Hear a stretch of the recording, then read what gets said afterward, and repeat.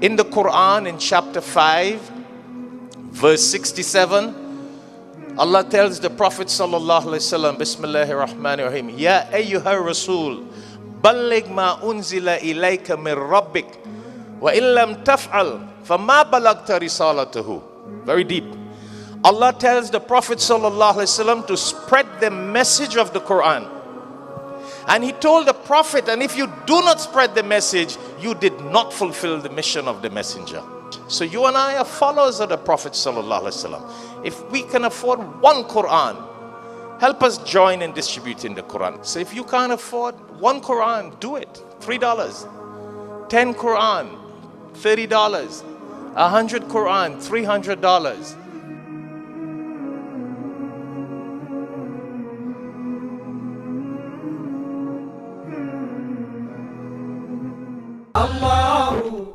Assalamu alaikum wa rahmatullahi wa barakatuhu.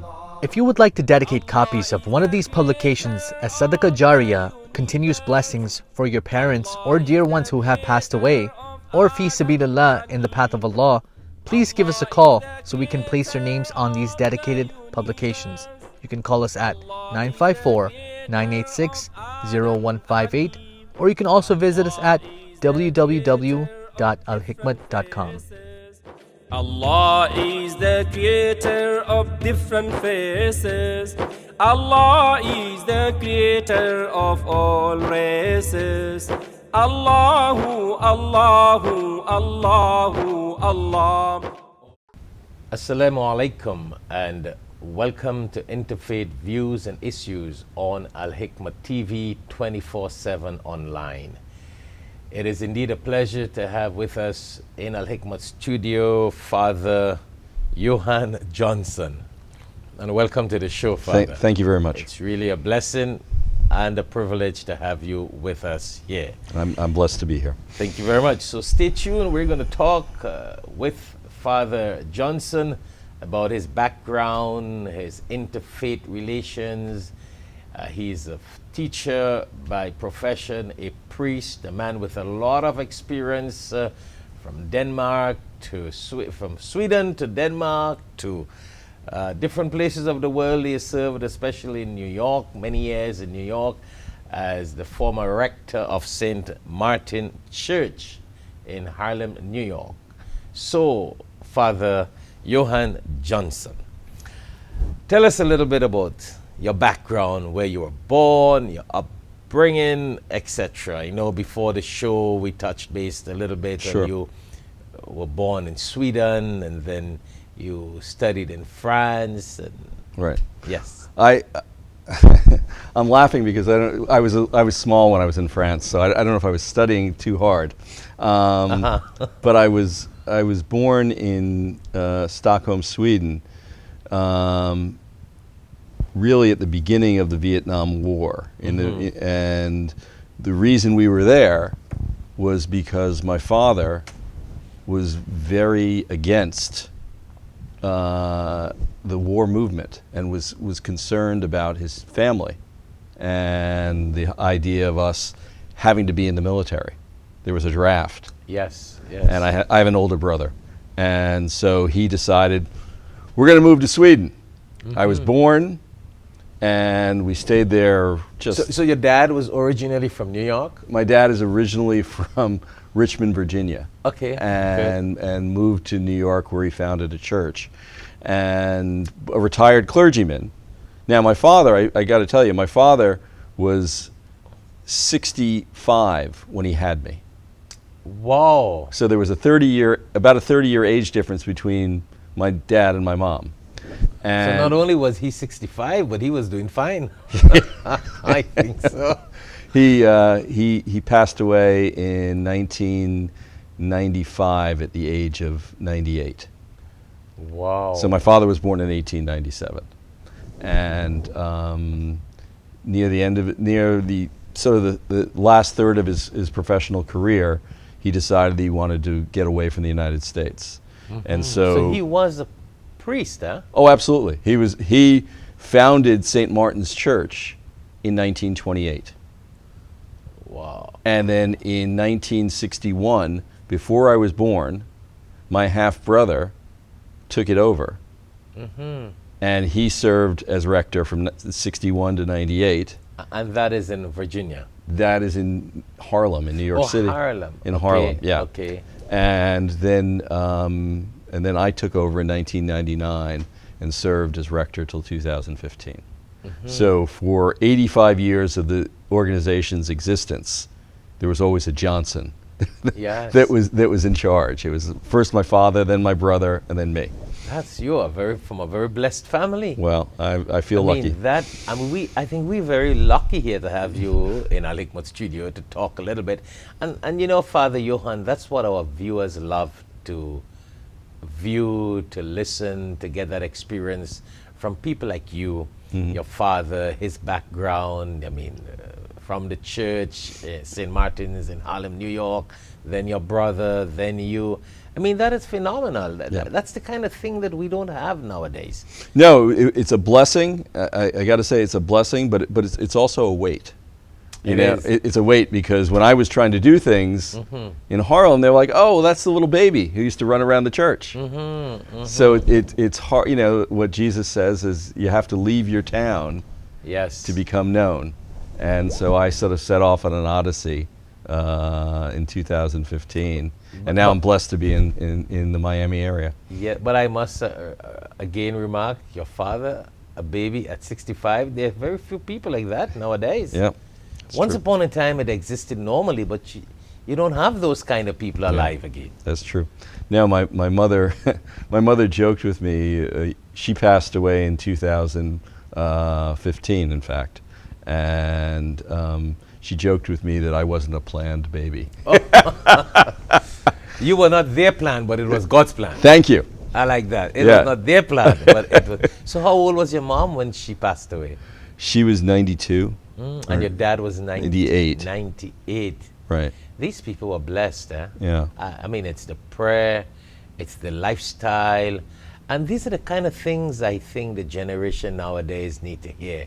It's not, you got to go in books to find that. Yeah. You got to go in books to find that kind of history that is more into the archives, Sure. But, their prayers, their lifestyle, the things they ate, the way they ate, that is really interesting, very educational. Yeah.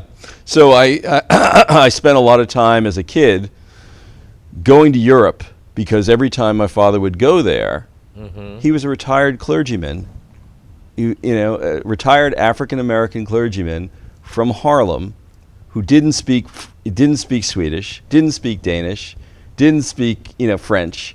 And we would go to these countries and he would get fed up with them. And he said, "Come on, we're going back to New York."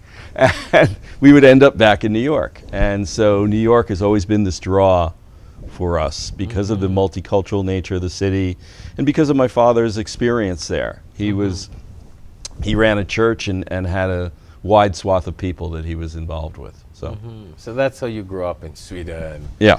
And so how you ended up back into France and Denmark? Well, that was mainly as a child, and then I came back and went away to college like most people do. I went up to New England and a small little college called Clark in Worcester, Massachusetts, and ultimately came back to New York and was deciding what to do, and I ended up starting in seminary with no intention of putting on one of these and being ordained. So where was this seminary? In New York City. Union Theological Seminary is part of Columbia University. Okay. And so I went there planning to spend maybe a year and then move on and do something, and God spoke to me. And God spoke to me not like some bright light coming down, but God spoke to me through the children that I started to work with. I started a tutoring program in the basement of my church, and started working with middle school kids, and founded an organization called the St. Luke's Saturday School. It was an offshoot of St. Martin's, and that ran for 20 years, and eventually by 2004 morphed into us founding an independent day school called Harlem Academy. And that was also based out of the church. out of the church. Correct. And so that started in 2004 and has been going gangbusters and doing quite well. And we're getting students into Ivy League colleges, into very, very good independent schools throughout the Northeast. So it's a free school, or It is it's a private paid school? It's a private school, and as I was explaining to you before, private schools historically have been expensive and been very sort of exclusionary. So you had to come from the right family. You had to do this and you had to do that. Yes. And what we have done in Harlem, and then I replicated it again in Connecticut, was to start an independent school with a sliding scale tuition. So it was the idea that people could come in and pay what they could afford. And we would look at their, at their salary and look at them and say, all right, you can pay $5,000, you can pay 10, and the whole idea was... So it was a similar pattern in Connecticut? Correct. Yeah. Correct. And what that does, though, is it puts a lot of pressure on you to do fundraising outside, because you have to make up that difference. Yes. The majority of independent schools, 90% of their budget comes from tuition. And so what we were trying to do was create a model where the budget could be filled by other gifts from foundations, from corporations, Right. and from angels, individuals. Yes, yes. So you did fundraising projects, and that's where Correct. sort of scholarship goes to the Correct. the students. Huh? Exactly. So students were given the choice to pay based on their ability. Correct. I would say they were they Based on weren't the parents' ability, right. They of weren't course. given a choice. They were told, "You've been accepted. This is the income that you have reported to us. This is what you're going to need to pay as your contribution to this school." Yes, and the enrollment was based on what? You said selected students? Yes, they would have to show. What were the criteria? Well, they'd have or to. the requirements? They'd have to show promise. They'd have to show interest. We would interview them. We would interview their families. We would then talk about the commitment it takes, because when you're educating a child, it's not just the child. Yes. It's the family. The whole background. And so, for instance, in Connecticut, at the school I started there called Trinity Academy, we ran from 7 a.m. to 7 p.m. 11 months a year. And what we found was that the kids increased their reading scores by a whole year. 7 a.m. to 7 p.m. And we would provide breakfast, we would provide lunch, and then aftercare, and people would come and... That is interesting. And because what we found was, and we did it 11 months a year because... What year was that? This was 2012. And how many students you're looking at? We're looking, at that point, we started with 15 students. It was one grade, and what you do is you start with one grade, private schools, yeah. and then you build per year. Yeah. And I don't know what they're up to now. At Harlem Academy, my guess is that they're up to probably about 125 to 150 So students was in it the school. open for only Christians? Not at all. It's an Jews, Christians? Absolutely. And what we determined was that the idea is that schools are better functioning when there is the idea of spirituality involved. Yes. We're not telling you what to believe. What we're trying to do is expose you to various views. Interesting. So that we would have an interfaith chapel, and we would bring students there. So that was an important aspect of how we founded the school, because we felt that you're not truly educated unless you understand the differences in history and belief and culture that comes from our faith backgrounds. So you were the founder of those both schools, eh? Correct. Harlem Academy And Trinity Academy. and Trinity Academy in Connecticut, and Harlem in New York. Yeah. But you were saying that, Father Johan, and you send me right back to when I were about 10 years of age, because I grew up in a very similar environment, a school of that nature, private school. Right. A lot of people don't know that. I don't even think my kids know that. or a lot of people around me don't know that. And as you mentioned in this, you sent my memory all the way back. Right. It was called the Beacon Preparatory Academy. And that was in Trinidad? It was in Trinidad and Tobago. It does not exist anymore. It was a private school. It used to top the nation in those days. And it was run by a British woman, pure white. So now your school had certain criteria. That had certain criteria. It was really based on only white people. Right. I got in because my grandfather lived next door to the school. Right. That is interesting. And the principal knew him and he knew them. It created a little problem when I got enrolled and was accepted as an exception.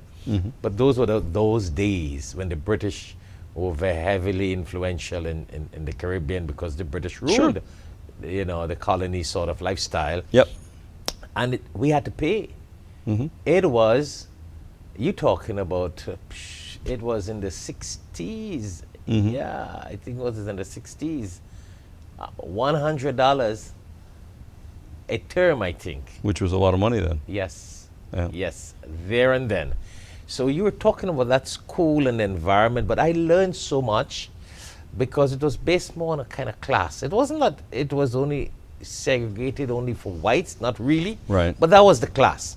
It had 2 or 3 African students, but their fathers were into the high commissioner kind of level and law enforcement. It had another Indian student. His father was a judge. So it was not like cut off only white, but it was based on a kind of, Sure. I don't know what it is. What I want to be correct on what I say, but it was very selective. Right. And I did learn a lot. I must say, I learned a lot from the background. I mean, that's where I got my Christianity background from. And then I got a scholarship to go to another college called St. Anthony's College, where I got a scholarship from that school. And there's where I got the opportunity to get into becoming a pastor. I see. Oh yeah, that's where my history came. And as I said, a lot of people don't know that. A lot of people just heard that I had a scholarship too, but that's the background. But I did enjoy it, and I mean, I congratulate you on that vision to I think establishing that kind of institution. I was going to say there's many studies that are done now that shows that the best education will happen in a multicultural environment. Of course. Because you're learning different things from different people, just Yes. like you're talking about. Yes. And the issue I find, particularly in the United States, is that most public schools are segregated, and they're segregated by zip code, and it's based on the taxes you pay. So the taxes that you pay, for instance, in Greenwich, Connecticut, are significantly different than the taxes you pay, let's say, in Camden, New Jersey, or in Harlem, New York.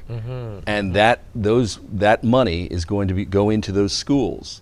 And so the people that go to the Greenwich, Connecticut school are ones that are living in that zip code and can afford to live in that zip code.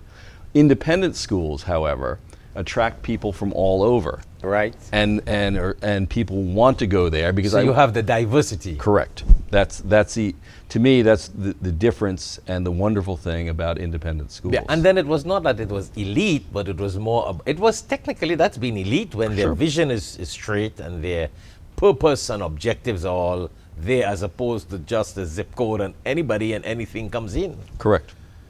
And I think that the important thing is to bring different people into your environment because you can learn. Of course. I mean, that helped me a great deal as a young boy. My parents got me into that school when I was at the age of 8. Right. That was my whole primary beginning. And it did help my vision, my interfaith vision, my multi-faith vision, multicultural vision. As I said, the majority were whites. Because the principal was a white, you know what I'm saying. And then in those days, you got to understand how things work.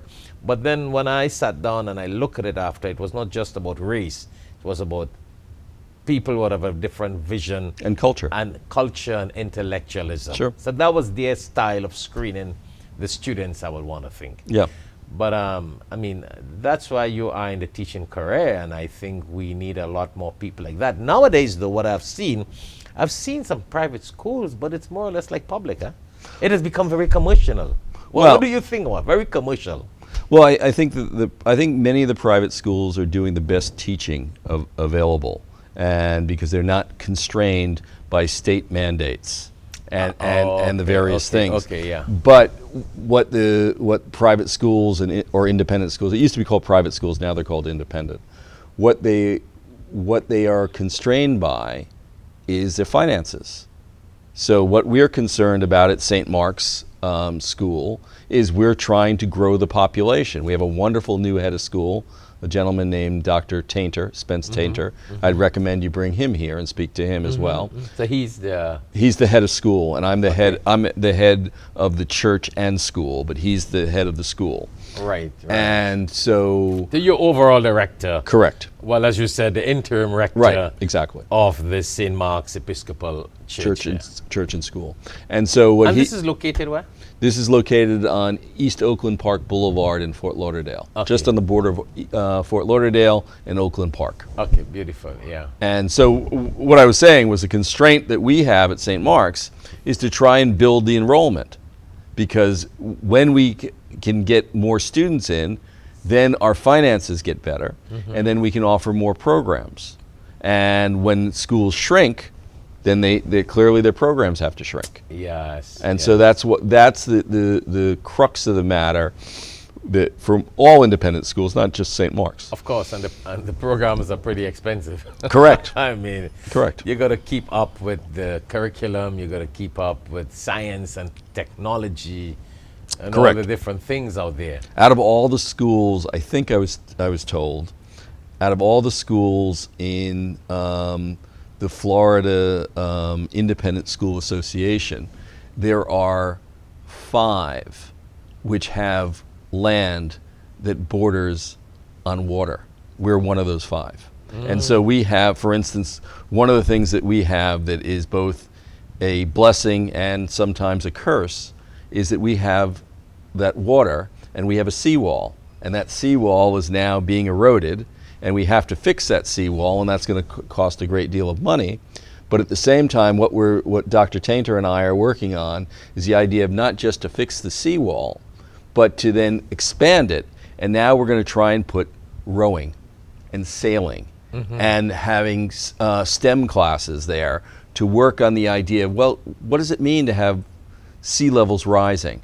And when you have 7th and 8th graders working on that, their minds are so wonderful, and It's going to be like the ocean. Exactly. Yes. Exactly. Yes. So that's what the types of things that we're working on there at St. Mark's to try and provide a world-class education for families and students. And with someone of your background and your experience as the founder of what you call the Harlem Academy and Trinity in Connecticut, I think you're a blessing. Well, St. Mark's. I'm lucky to be here. I'm learning more. I mean, I'm a newbie to Florida, and so I know very little. I've been in Florida now about 5 months, and so I'm still learning the ropes here. Right. But as I learn, I'm growing. And But I suppose it's more or less the same principle like New York and It is. Connecticut, etc. Just the mindset of some people may be different. It is. Because Florida is more a sort of resort mentality. Yep. It's a little more laid back than the New York and the New Jersey fast life. Have you experienced that? Very much so. It is, huh? Even Yeah. in the church? In the church, yeah. I think in the southern part of the United States, there's a great deal more of respect for the church and for religious faith. Oh, truly? Than I would say in the Northeast. In the Northeast, I felt like we had to compete more and explain why are you an Episcopal school? Why are you a faith-based school? Here in the Southeast, it's much more part of the culture.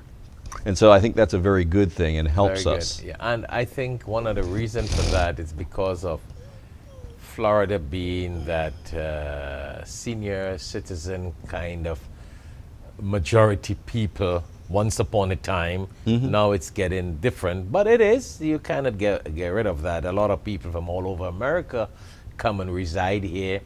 So they've already seen life. Mm-hmm.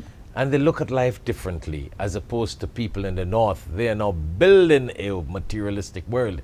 Most of the people, generally speaking, that category of seniors, they have seen life, they have built it. So now they're looking for God. Yeah. And they're looking for that peace and tranquility in their hearts and their family and their lifestyle. So it's right, and you're totally correct that these kind of people will have a different vision. Yeah. No, I've been blessed to be here and learn more about the culture and learn more about the wonderful things that have been going on here in the Diocese of Southeast Florida. Yeah, because I mean, I've been here for approximately 30 years, and that's what I've seen. I mean, in the last 30 years, Florida has become very commercial, like all over the world. But before that, it was more about that sort of resort mentality, senior citizens, and they were really, if you go to some of these residential areas, I go to a couple of these programs where they have a clubhouse gathering to talk about religion and life. Majority are all in their 70s and 80s and 90s, and you'll be amazed how they concentrate, they sit back, and they're ready to really learn at that age. Yeah. And younger minds, you can't get them to concentrate. There's a book that my brother gave me by a former Jesuit priest named Richard Rohr, and the title of the book is called Learning to Fall. And the premise of his book is about first half of life issues versus second half of life issues. Wow. And the first half of life issues, we're all sort of striving to get up the hill and to make our mark and to say, hey, I'm somebody, I'm here. Yes. And pay attention to me. And the second half of life, we've done that. Yeah. We've done that, and now how do I establish myself? How do I be Johan Johnson in my second half of life? How do I interact with people? And what makes success? What I defined as success at 20, I might not define as success at 50. Wow. You know? I like that. You know, before we got to go on a short commercial break, and when we come back, we're going to talk a little more on your interfaith background. Sure. And the importance of interfaith and why it is so important to communicate and relate with people of other faiths and cultures. But I loved what you just said about that half. The first half versus the first second. half of your life to the second half. There's a famous joke about life, which is a reality. And before we get on the break, I want to share that with our viewers and myself and you. Where a lot of people, when they're in their 20s and 25, as you rightly said, it's all about what other people think and how other people think about my car, my house, my career, my lifestyle, and whatever I'm building. Right. It's all about how other people would think. And many a times, we do a lot of things only based on how other people will think of us. And when we reach into our 60s and 65, etc., we realize nobody was thinking anything about us.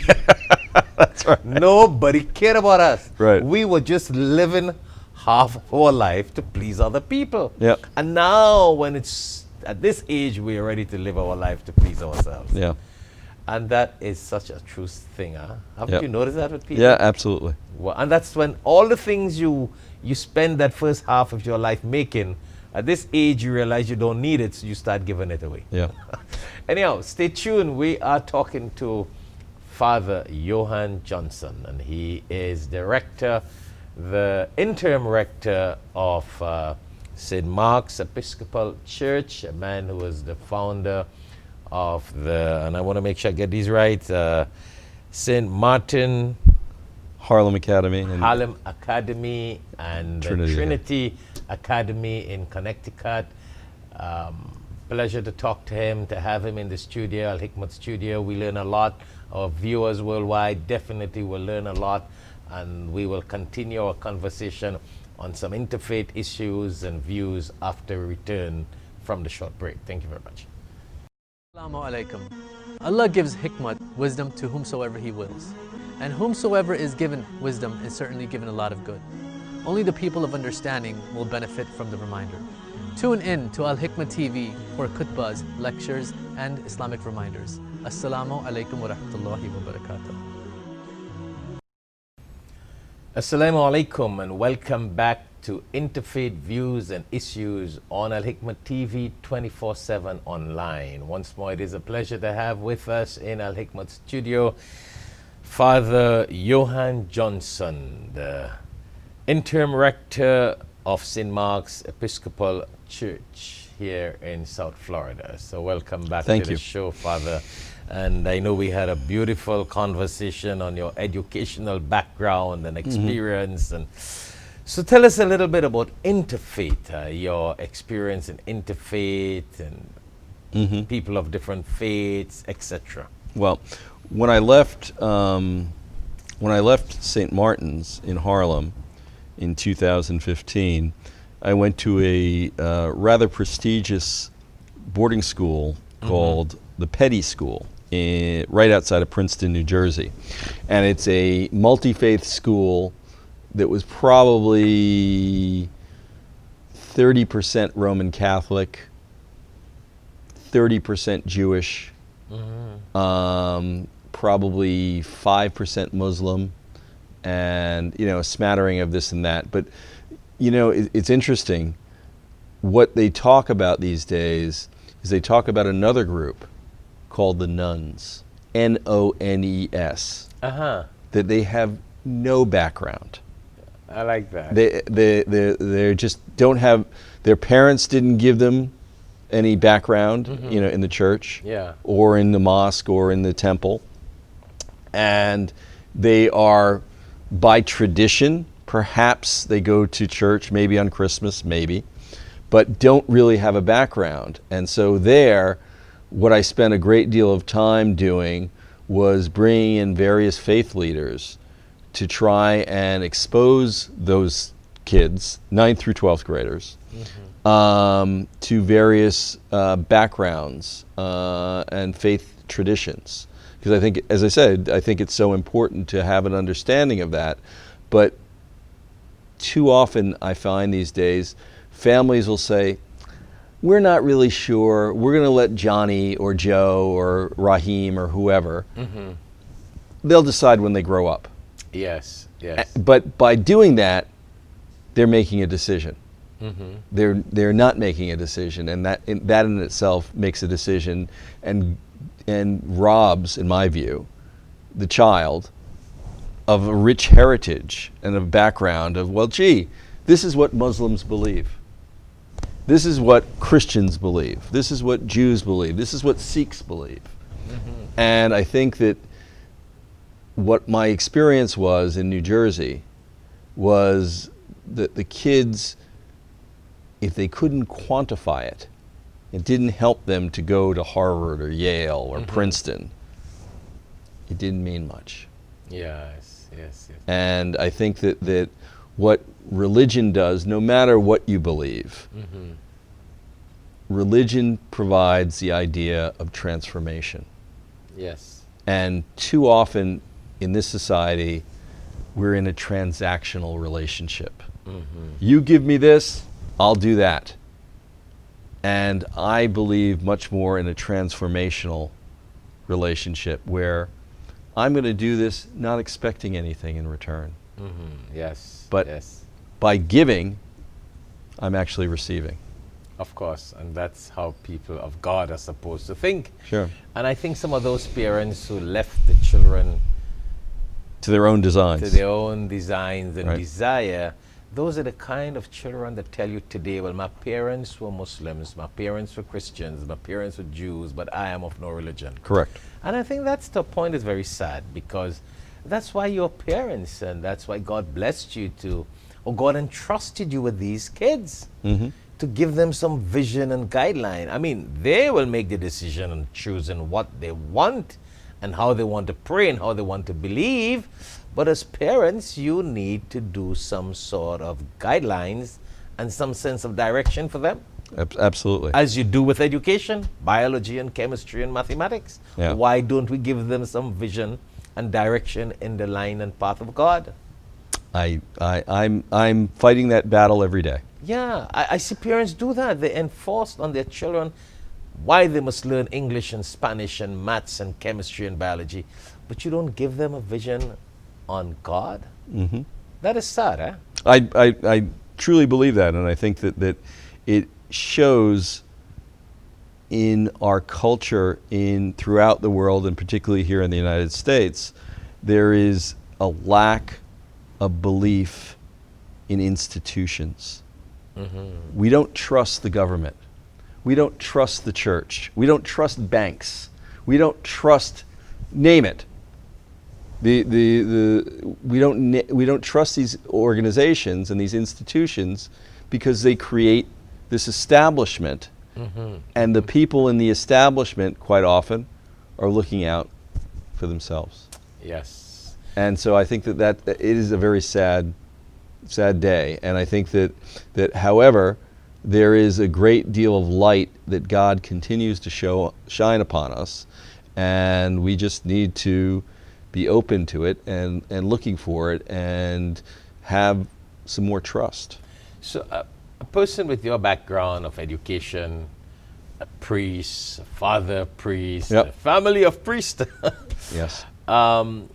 that's an interesting point. And I know you have that vision of interfaith relationship and that whole different perspective of getting mission accomplished.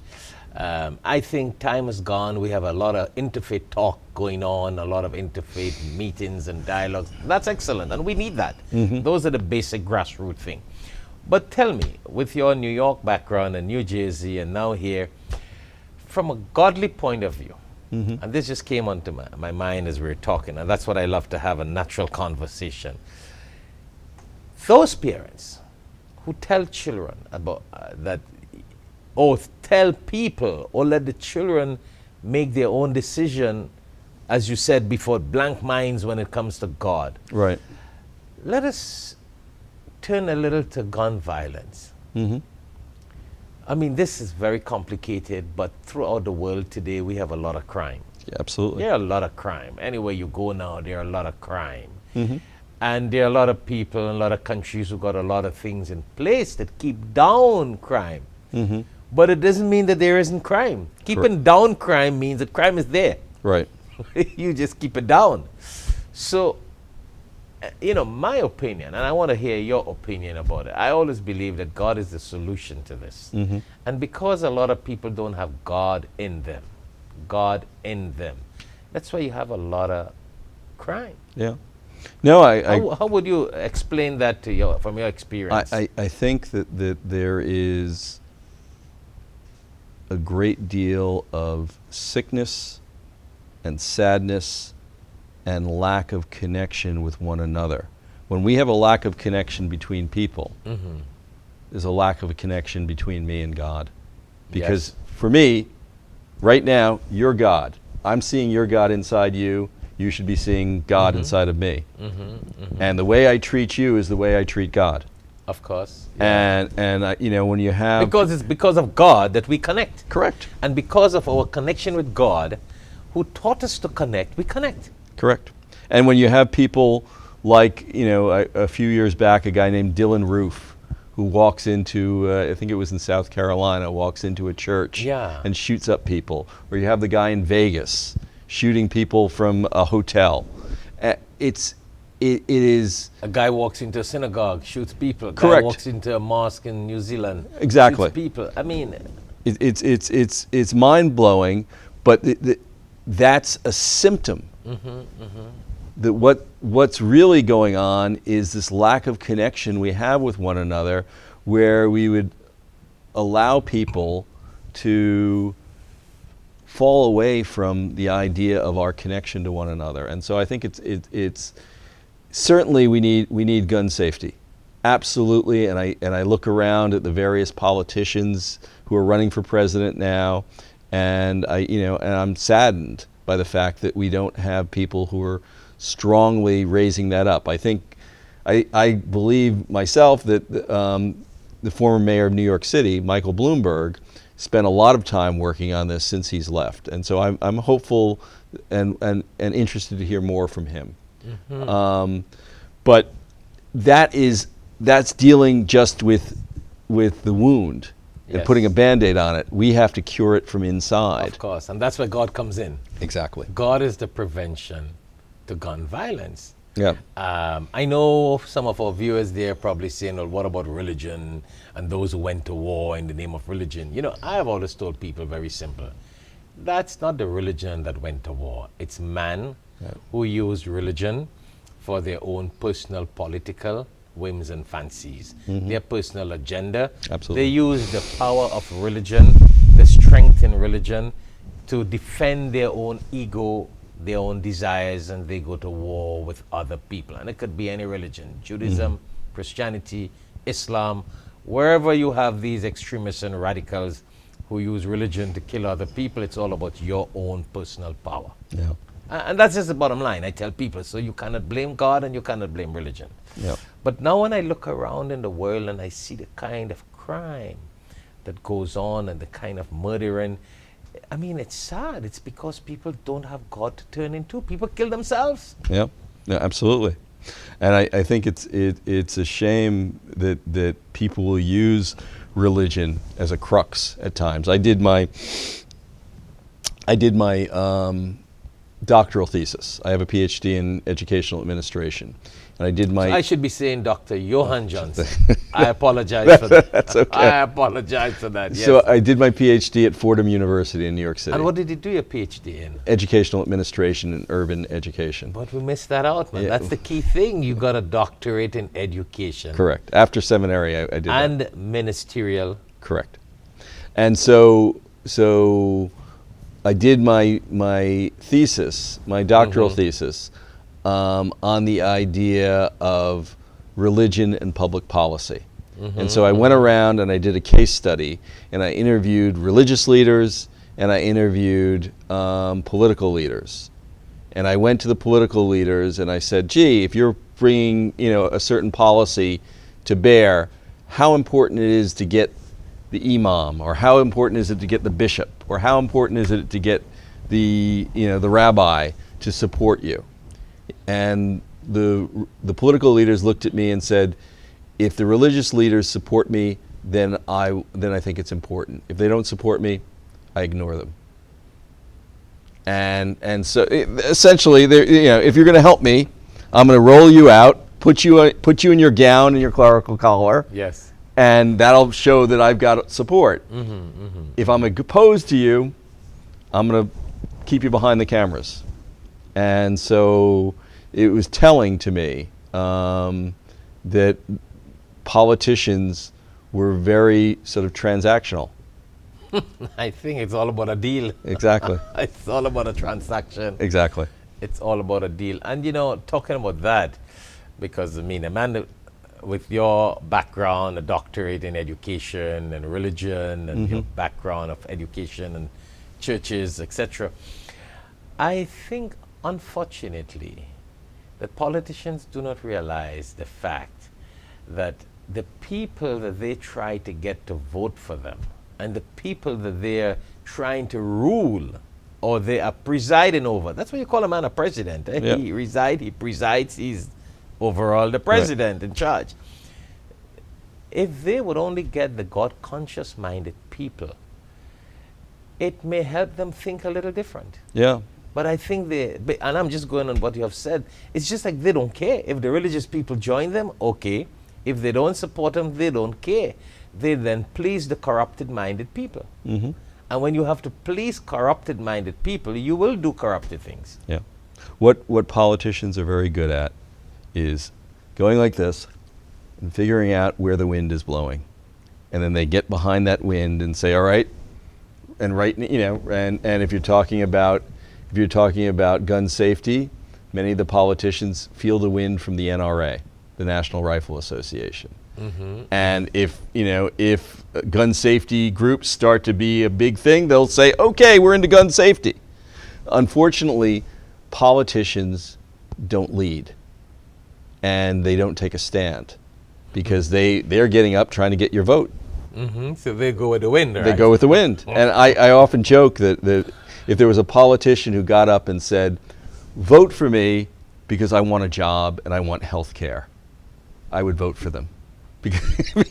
Because they all get up and say, oh, we're going to do this for the American people, we're going to do that for the American people, when most of it's a crock. And it's not about that, it's all about themselves. Exactly. Getting the vote. Getting the vote. So I think that it's, and I don't think that's anything different in 2020 than it was in. Of course, yeah.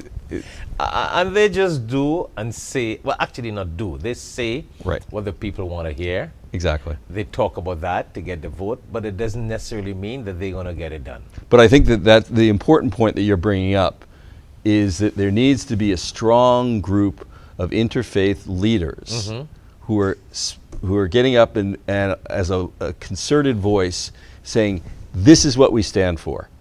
We stand for love. We stand for connection with one another. And anything that goes against that, we stand against, and that needs to be raised up. We need to, because most of these voters are godly people. Many of them are, and they get confused by the Fox News. They get confused by the Partisan or the CNN or whatever it is. Whoever takes side, yeah. And instead of saying, "What's God calling me to do?" And that was I think the most sad thing. I don't know if you watched any of the impeachment trials recently, and whether you like him or whether you don't like him, Mitt Romney, the Republican senator from Utah, said, I'm voting to convict this president because when I look at my faith background, he's been doing things that are not the right thing to do. Now, many people will say he was wrong, or many people will say he was right. The president went and made fun of him. Yeah. And he was standing up for his religious views. Yes, yes. And I think we need more people. Doesn't matter the decision they come to, but the algorithm that they use to decide, this is how I'm going to decide, should come from their faith background. And I think that that's an important role that a group of interfaith leaders can champion. We need to really get that going, because it's so important. Mannerism, discipline has all gone down the drain. I looked at the State of the Union address where the president refused to shake the hand of Nancy Pelosi. Nancy Pelosi, the Speaker of the House, and she tore up the document. Correct. I mean, on both sides, it was bad. Correct. You were representing the House as a Speaker. You represented the President, and that discipline, because of your differences and your hate for one another, you misrepresented your position, your leadership position. Where does that leave the other regular politicians, the other regular senators and congressmen? Where does that leave teachers and students to do? Tomorrow students will tear the examination papers and throw it on the teacher's face. Yeah. Because that's what you saw happening at the highest level in the country. Those are the examples they're setting. It's sad. Michelle Obama at one point said, when they go low, we go high. And now everybody is going low. And that's what we saw. Yeah. You went low, well, I go lower.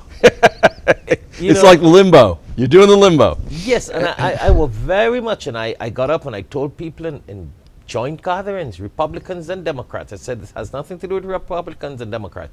It has something to do with discipline, mannerism, and your position of leadership. Whether you have differences of opinion, you need to carry about that good characteristic, discipline, and mannerism. That's so very important. I preached about it as well in my church. I agree with you wholeheartedly. Yeah, I was thinking of students and children. They will totally disrespect their principal and teachers if they disagree with them. Yep. That'll make a mess. That will now brew gun violence. Yeah, exactly. You see what I'm saying? Absolutely.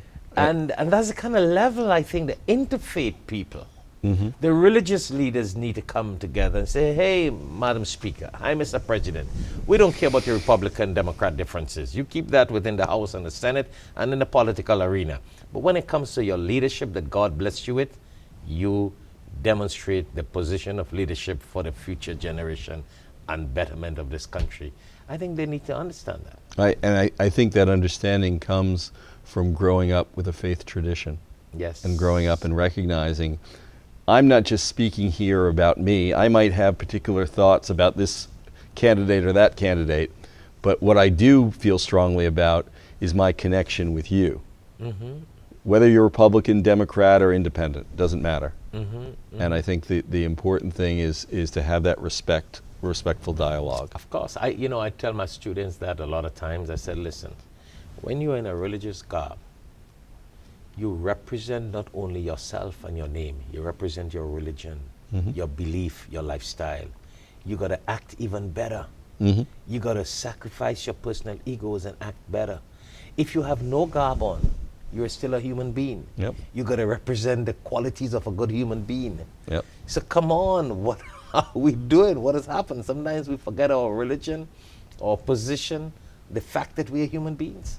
And that, I was watching last night. I typically try and flip between Fox News and CNN because I want to see the balance. The balance. And what I found, and I got to say, particularly on Fox and somewhat on CNN, but particularly on Fox, all they were doing was name calling.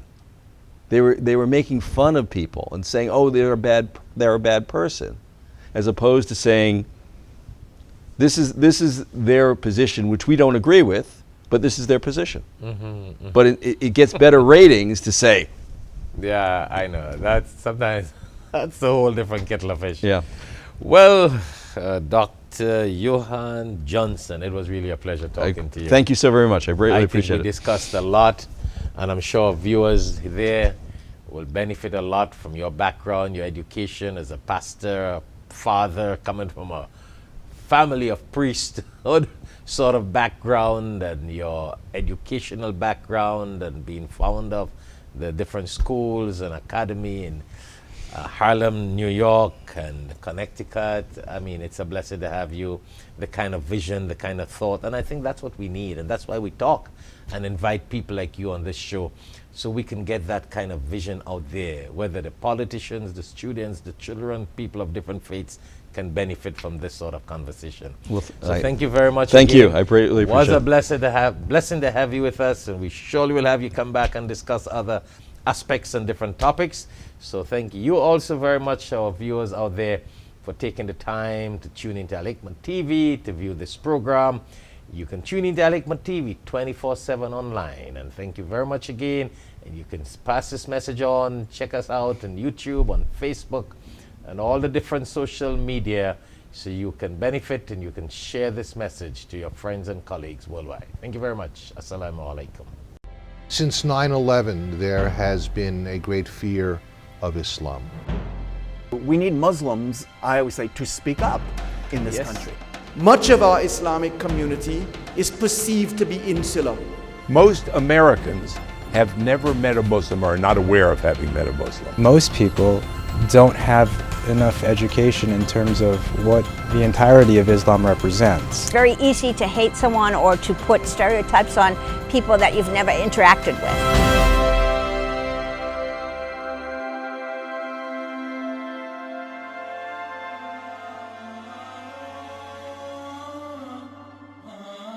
But do you think if Muslims were more integrated in society, in America, in the United States of America, then there would have been less anti-Muslim scenario?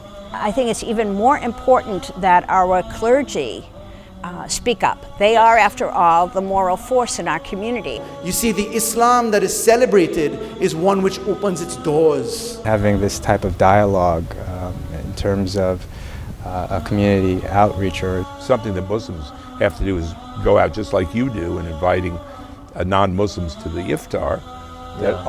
And you do a lot of speaking to mixed groups.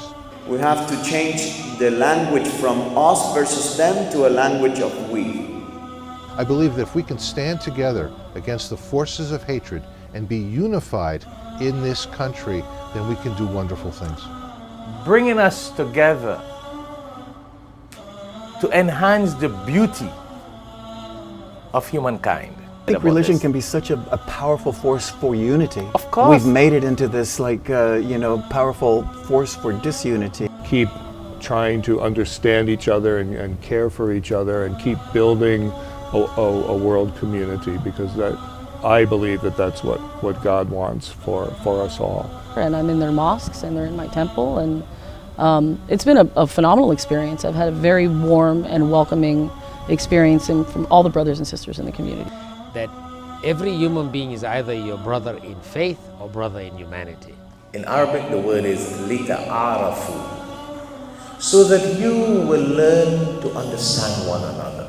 And this is the truth of what it should be. You see, this is why I am so pleased to come here today, to support the work of Alhikmat. The kind of intolerance and the violence that we see across the globe is rooted in ignorance, which we can overcome by teaching. Yes. Also Yes. rooted in fear, which we can overcome by experiencing, where we can actually live in each other's presence. You know, it's rooted in this myopic kind of my way only, rather than this understanding that maybe all of us have more in common, and at the core of who we are is this truly global family that we belong to. I'd like to say what a joy and pleasure it is to have Shaikh Shafayat as my friend, as my teacher, as my co-worker in the vineyard of Allah, God, where we work together to make this world a better place, to do God's work, to do the work which we are commanded to do as human beings.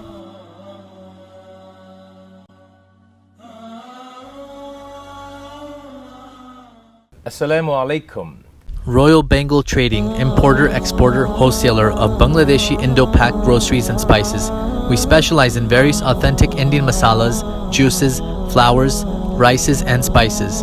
We offer exclusive brands as Ocean Pearl, Shan, National, Tilda, Himani, and many, many more. We're located at 36B Coroni Savannah Road, Charleville, Chaguanas, Trinidad and Tobago. You can call us at 473-4676 or call 476-3117. Email us at wahabdk@gmail.com.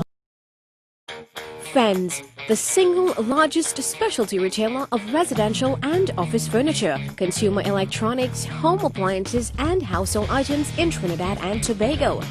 At Fens, we offer a large selection of high-quality products, honest and reliable service. We are passionate about serving you, and we're proud of the standard of excellence upheld by our knowledgeable staff, friendly delivery teams, and dedicated customer care associates. Visit Fens First, your friendly furniture, appliance, and electronic dealer since 1960.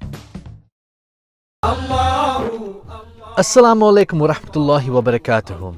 If you would like to dedicate copies of one of these publications as Sadaqah Jariyah, continuous blessings for your parents or dear ones who have passed away, or fi sabilillah, in the path of Allah, please give us a call so we can place your names on these dedicated publications.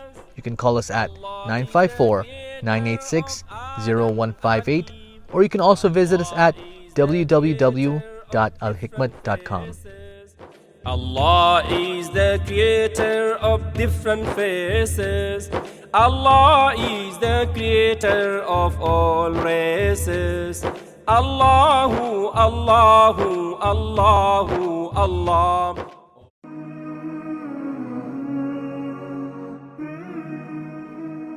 In the Quran, in chapter 5, verse 67, Allah tells the Prophet sallallahu alaihi wasallam, Bismillahir Rahmanir Rahim, Ya ayyuhar Rasul, balligh ma unzila ilayka min rabbik, wa illam taf'al, fama balagta risalatahu. Very deep. Allah tells the Prophet sallallahu alaihi wasallam to spread the message of the Quran. And he told the Prophet, and if you do not spread the message, you did not fulfill the mission of the messenger. So you and I are followers of the Prophet sallallahu alaihi wasallam. If we can afford one Quran, help us join in distributing the Quran. So if you can't afford one Quran, do it. $3. 10 Quran, $30. 100 Quran, $300. Allah, Allah, Allah, Allah.